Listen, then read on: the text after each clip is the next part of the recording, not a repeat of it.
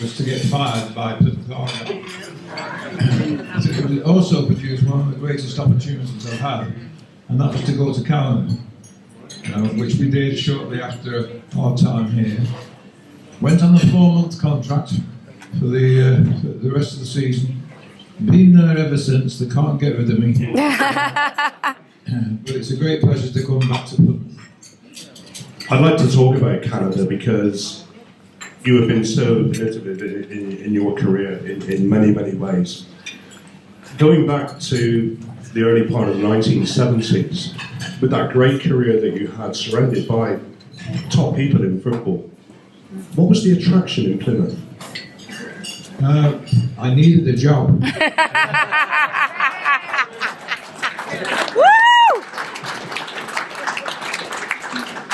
When I came here in 72, I was scouting for Chelsea.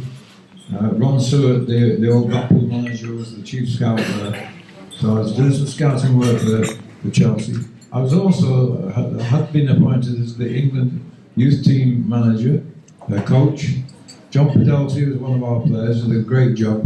We won the European Championship. So I came here, it was a part-time position, both as a scout with Chelsea and with the England youth team. So I was looking for a job. When we came here, as Graham has pointed out, it was playing against Walsall, and I'd been tipped off about this player at Walsall, so I wasn't looking at a Plymouth player, I was looking at this Walsall player. But I became aware that things weren't too good at Plymouth at the time, because the crowd were hissing and booing, and so was I, because I was looking for a job.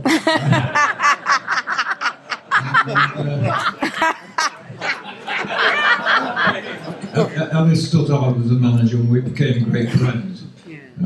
Ellis had a great eye for players. We spent a lot of time together, and even though I was eventually replacing him, it never affected our relationship. As a manager new at a football club, do you have the mindset in that you want to see what's there at the club and build around it, or did you have the mindset of a completely clean sweep and build the team that you wanted? No, I've never done that. When I went to Vancouver, I inherited an assistant coach. I did the same here with Plymouth Argyle. Tony Ford was the assistant coach. That's another interesting story, so I'll digress a bit and tell you. The players wanted to know what they would call me. And I know they've called me all sorts of names over the years. But there was Tony Ford there, and there was Tony Wacer there, and I said, well, at Liverpool, Shankly was the boss. We all called him boss. So I said, you can call me boss, and that's how it was. Apart from Paul Mariner. He was from the north of England. He called me Gaffer. To this day, he calls me Gaffer. Anyway, that's how the thing started in terms of getting me the feet in the door. Tony Ford was our assistant coach. But looking at it and saying that I've always gone in and said, well, what have we got here first? Not what can we get rid of and bring others in. Let's see what the talent is here. And in many cases, the talent might have been lying dormant for a little while. I can remember when I first came here, Bobby Saxton was here, did a great job for us. But Bobby had been in a car accident. His wife had taken driving lessons and put it into forward instead of reverse, and pinned him against the wall in the garage, broke his femur. And if you break a femur, generally speaking, you're finished in the game. But he came back. He was not very fit when I was here. He was a little bit overweight, and he got himself going, and he proved to be a very, very important member of the team. And there was Jim Fennell, right, who was the reserve team coach. So Jim had finished his career. And as we had difficulties going through the first couple of 3 seasons with goalkeepers. Peter Barsh was the goalkeeper, and then we brought a player in from Walsall. I can't remember his name, a goalkeeper who did well, but then broke his leg. Was it Mick Kearns? Yeah. You've got it, Mick Kearns. And he was on loan, so all we could do when he broke his leg was to send him back. And so Bobby Saxton was here. Jim Fennell was here. I think Jim Fennell, we said it yesterday, played his best goalkeeping in his whole career here at Plymouth Argyle in the second season.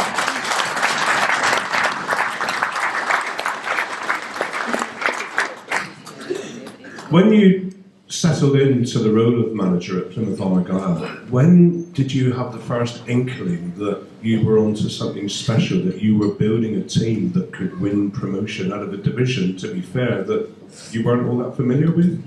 No, and it was interesting when I came here to start with. Plymouth, it was in the fall, can't quite remember the date, but Plymouth was second from the bottom of the third division, and the Manchester Guardian at the Christmas period said that any team in the third division who had been in the bottom 2 had always been relegated. We were in the bottom 2, and it was a daunting task because we had to do things before the second half of the season got underway. And what happened? The team was responding well, even though we were still in the bottom 2. A certain thing happened that helped us turn things around. I've been a goalkeeper, and one of the most difficult things I had to deal with as a goalkeeper was the in-swinging corner. And it's still not used today to the extent it should be. But we were at Blackpool playing against Leeds United, who were the great proponents of the in-swinging corner. And I think it was Peter Lorimer that probably took the corner. But we decided that to negate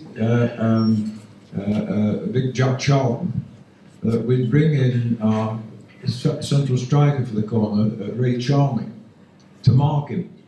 And what happened is that the ball came in, and it was my ball. But as I went up to catch the ball, Ray Charming headed my hands and put the handcuffs on me, and I resulted in punching the ball into my own net. I said, well, from here on in, we don't need anyone to come back and help out. It's got to be the goalkeeper's responsibility. So the problem we had at Plymouth Argyle at that time was that we only had one real left footer in the team. Who would that have been? Colin Sullivan. And he was playing left back, which meant when we had the corner kick, Colin Sullivan had to come from the left back position right over to the other side of the field to take the in-swinging corner. And we organised it in such a way so that when he'd gone over, if things had failed, he didn't have to get right back to the left back position.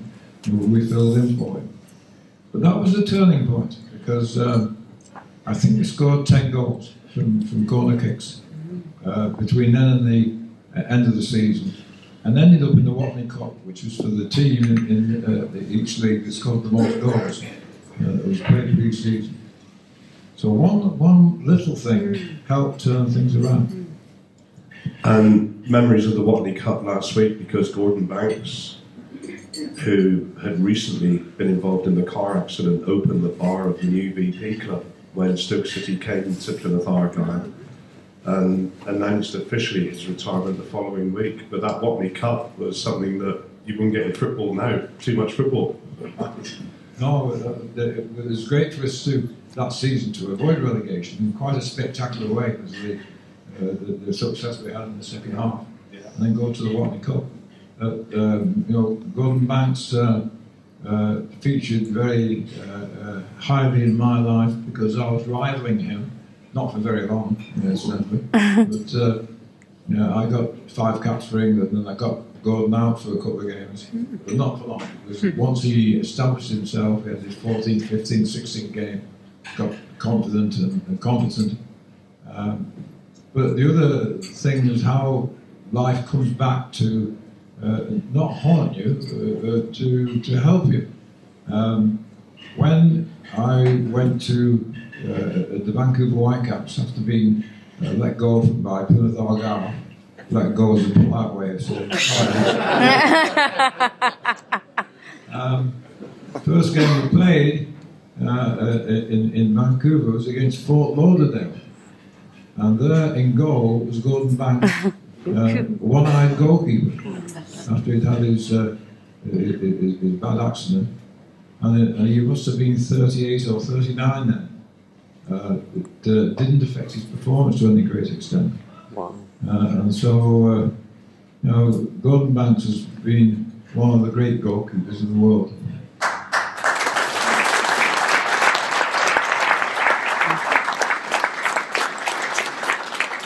Maybe a little unwittingly, you've already given a great insight to how your brain works. How a good football manager will remember that 10 goals came from in-swinging corners from Colin Sullivan as a great example.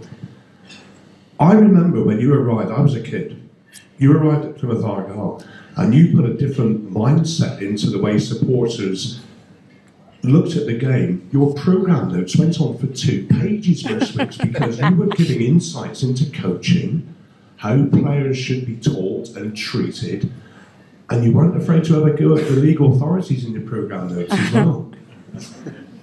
No, it's interesting with the book that's been produced. I mean, it's a phenomenal production. I don't know how they managed to ship it from here to Vancouver without going in a 747.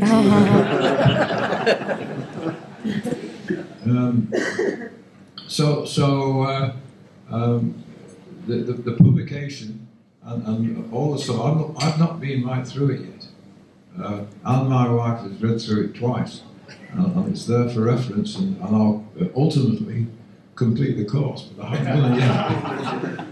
But what was the feeling behind sharing a lot of your knowledge through the club programme notes with interviews that you did in the media about how football should, in your opinion, be played?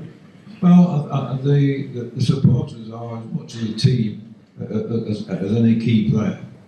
If the supporters are with you and supporting you, particularly when things are not going very, very well, it's important that they should know what's going on.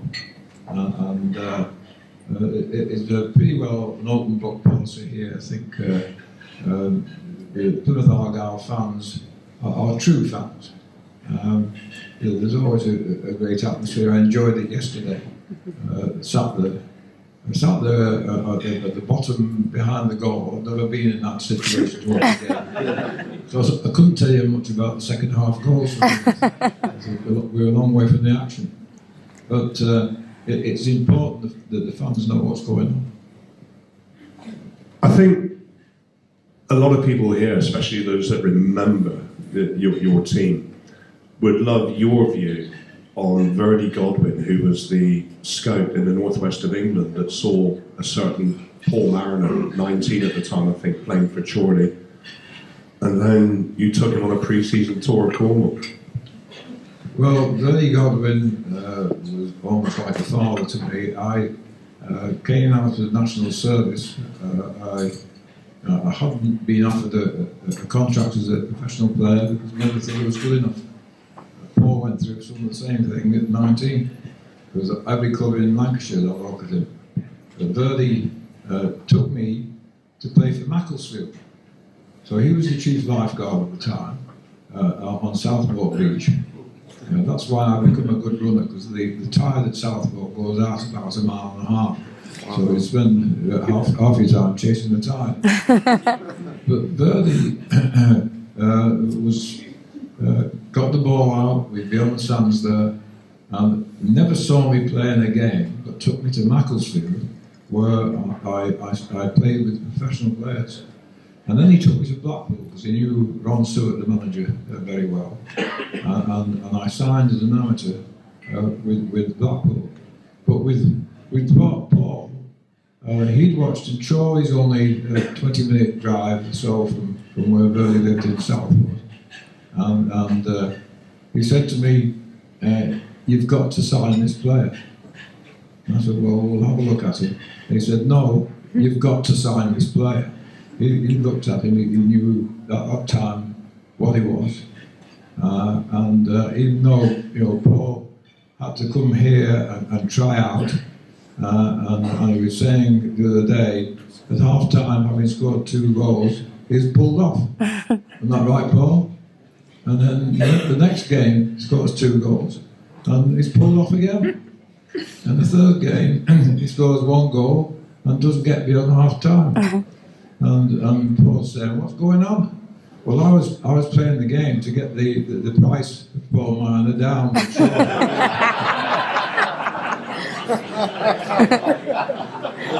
but Verde Godwin said to me, "If you don't sign Paul Marner, I'm finished." And he put a gun to my head. But he didn't need to.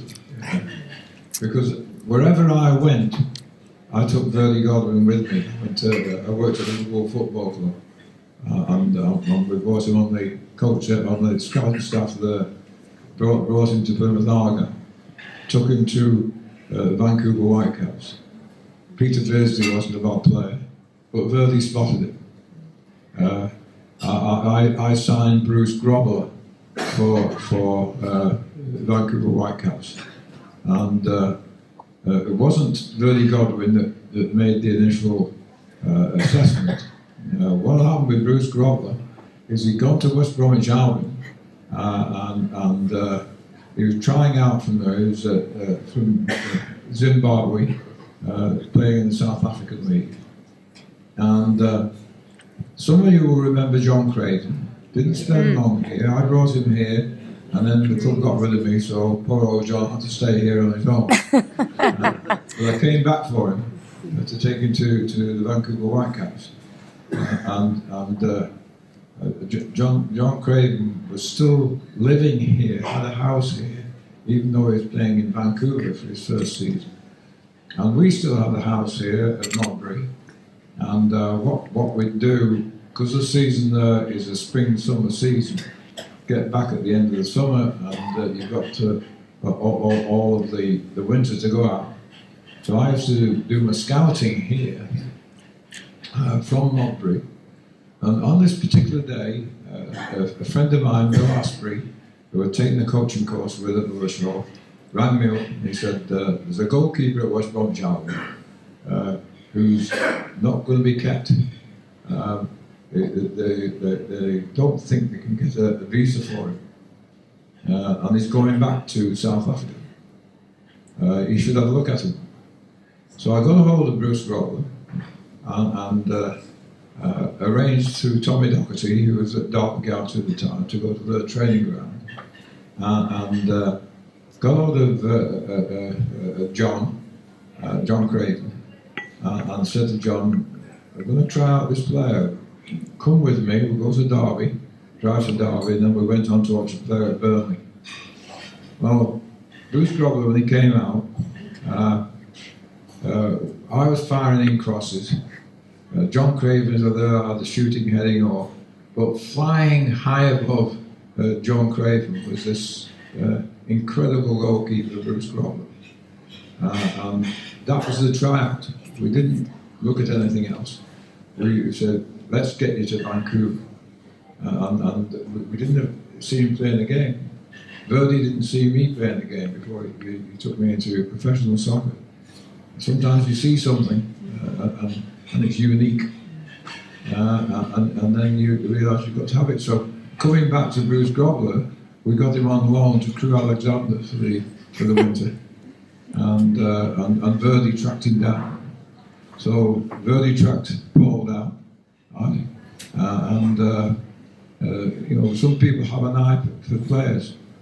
I looked at the Rochdale goalkeeper yesterday, and I couldn't see what went on in the second half in terms of whether he was at fault with the goals or not. But his first half display, I thought he was outstanding. He got rave reviews as well when they lost 4-3 at home in the week from Keith Hill as well. Said he was man of the match. That promotion season, Tony, it was between Plymouth Argyle, Blackburn Rovers and Charlton Athletic vying for the top position. And I plainly remember a Tuesday night at home against Blackburn. It was the biggest game of the season to that point. A Tuesday night in Division 3, 28,000 people inside Home Park. Was it times like that when you pinched yourself, I'm really at Plymouth Argyle here? Absolutely. Big rivalry with Blackburn Rovers. Gordon Lee was the manager, and if I recall rightly, I think we'd been there, correct me players if I got it right or wrong, and got beaten 5-2. Is that right? Then they had to come here, and we beat them. Can't remember what the score was. What month was it? I think I was on honeymoon. So there was that big rivalry. It was interesting because what happened when we got promotion? I got a call from Newcastle United. Trying to think of the name of the chairman. He wore a patch on his eye, depending on which day, which eye he wore it.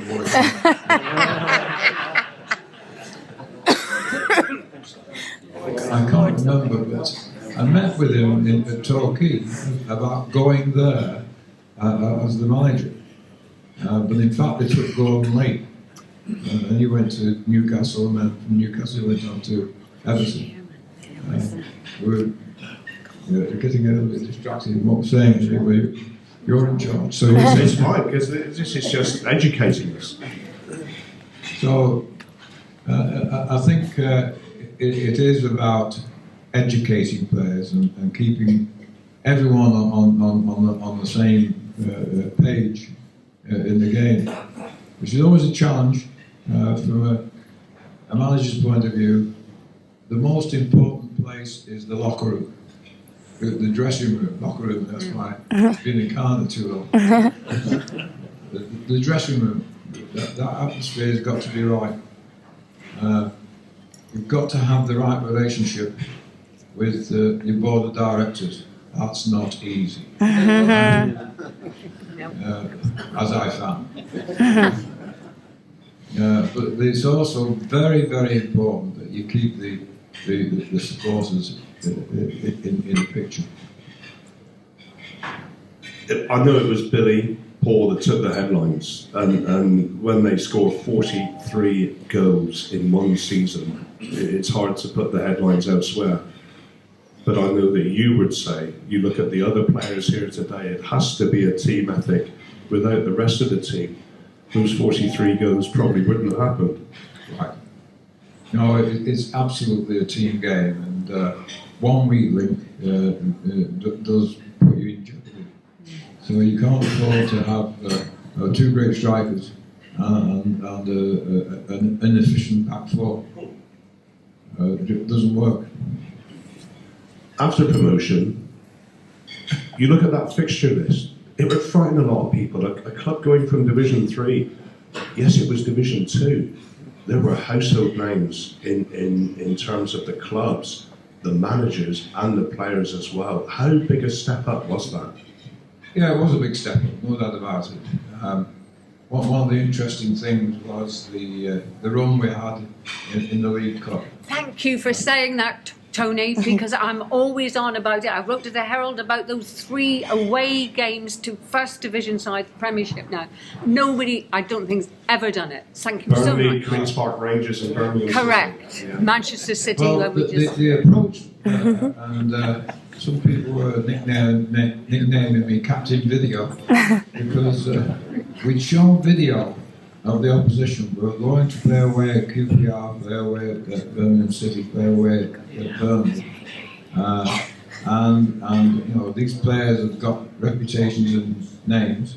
I'd show the video, but turn the sound down, so it didn't produce an unrealistic atmosphere. And look at the players and at the opposition, and say, look at them, miscontrol the ball, mispass the ball, they're human beings like everyone else. So when we went to Birmingham City, Steve Davies scored a goal, which was the best I've ever seen.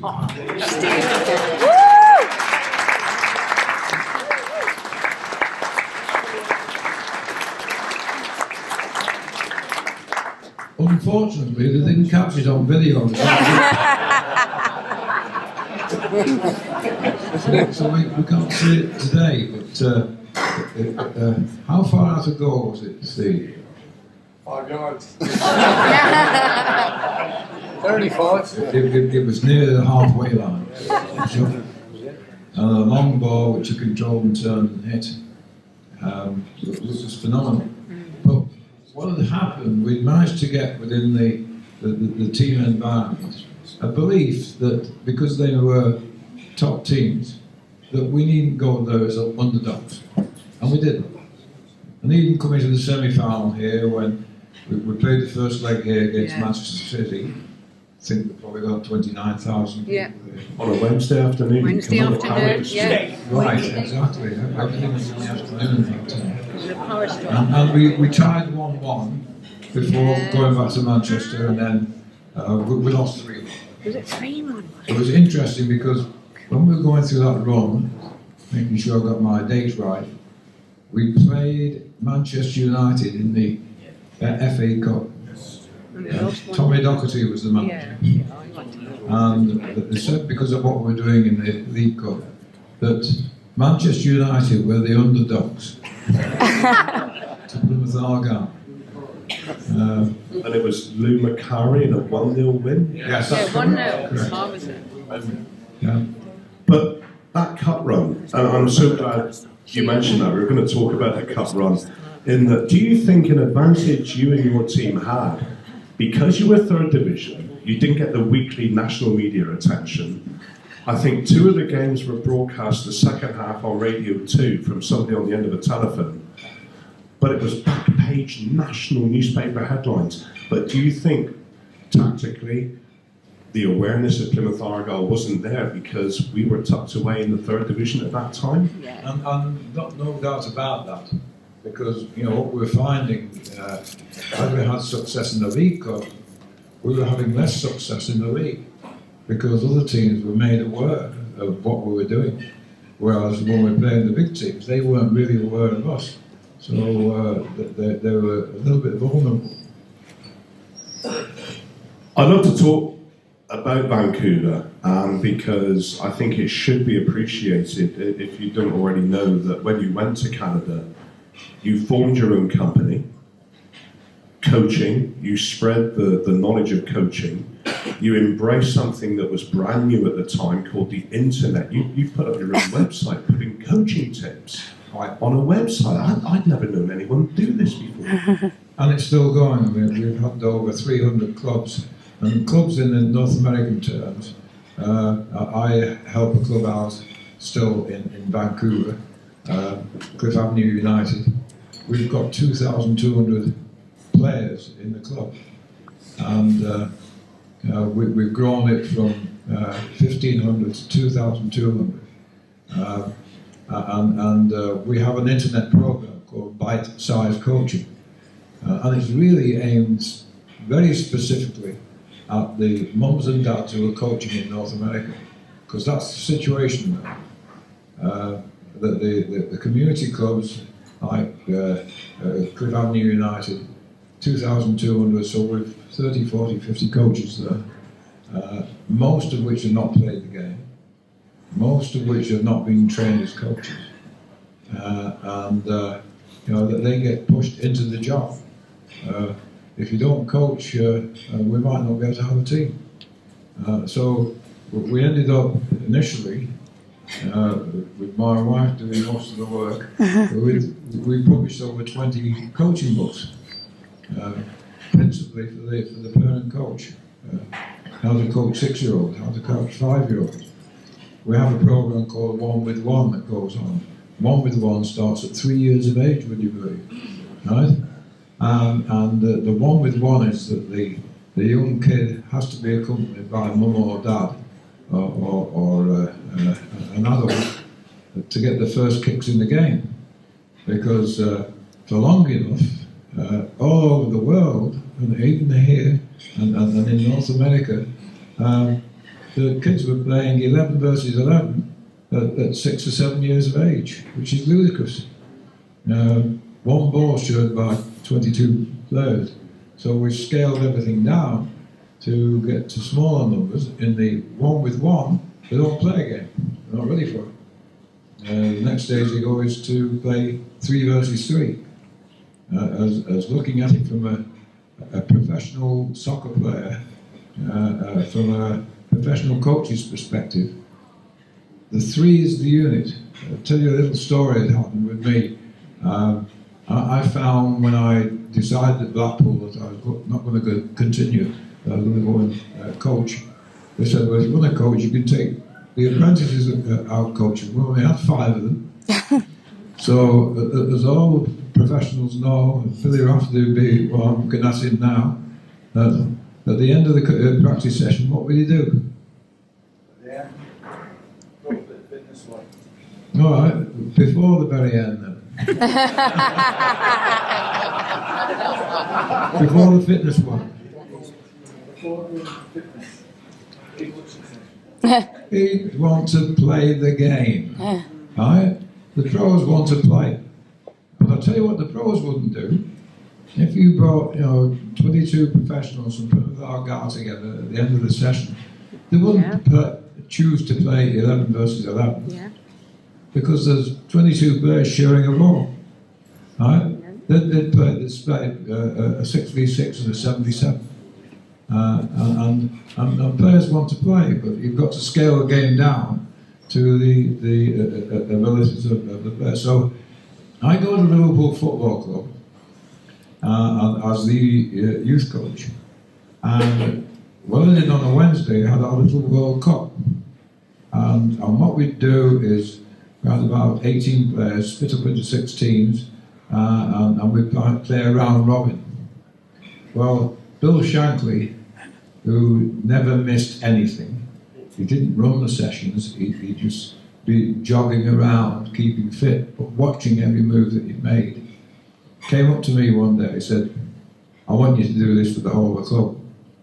First team, reserve teams, and the youth team, on a Wednesday. And I thought I'd brought something to Liverpool Football Club, but I was wrong. Because Bill Shankly, when he first went there, played 3-a-side soccer. And what he'd do, he'd put Peter Thompson, Ian St. John, Willie Stevenson in 1-3. Left winger, striker, left midfield player. Because that's how they cooperated.